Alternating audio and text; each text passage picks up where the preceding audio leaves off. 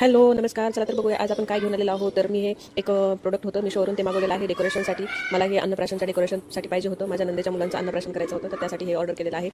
तर म्हटलं चला तुमच्यासोबत शेअर करूया, म्हणजे जेणेकरून तुम्हाला पण उपयोगी राहील हे प्रोडक्ट. तर आपण ह्याला आता पॅकिंग ह्याचं करूया, बघूया हे कसं येते. तुम्हाला पण नक्कीच आवडेल. मला तर आवडलेलं आहे. जे आपण हे डेकोरेशनसाठी यूज करू शकतो प्रत्येक वेळेला. तेच डेकोरेशनचा माळा, फ्लावरचा माळा हे लावण्यापेक्षा नवीन काहीतरी ट्राय करूया. याच्यावरती खूप सुंदर असे बनाना लिव्स आणि मोठे मोठे झेंडूची फुलं असल्यासारखे याचे तोरण असल्यासारखे आहे याच्यावरती डेकोरेशन. मला ते आवडलं, मग आपण म्हटलं ऑर्डर करून बघूया. तर मग तेच म्हटलं त्याचा व्हिडिओ पण करून तुमच्यासोबत शेअर करता येईल, जेणेकरून तुम्हाला पण हे उपयोगी होईल. पाहू शकता याच्यावर किती छान फ्लावर्स आहेत आणि किती छान एकदम असं बनाना लीफ म्हणजे केळीच्या पाना असल्यासारखे दिसत आहेत, ओरिजिनल असल्यासारखे. हे जर लावलं नाही तर फोटो समोर जर फोटोशूट केलं तर खूप सुंदर फोटोज येतील आणि खूप छान वाटणार आहे. आणि त्यातल्या त्यात ह्याची साईज पण मला अपेक्षित नव्हती, पण खूप जास्त मोठी आलेली आहे. त्यामुळे हे खूप छान आणि सुंदर असं दिसतं.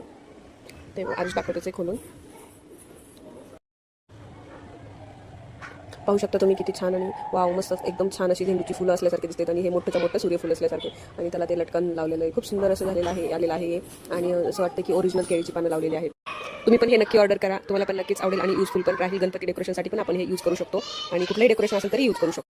व्हिडिओ शेवटपर्यंत पाहिल्याबद्दल धन्यवाद. तुम्हाला जर माझा व्हिडिओ आवडला तर लाईक करा, शेअर करा आणि सबस्क्राईब करा. सबस्क्राईब करायला फुकट आहे, तर थँक्यू.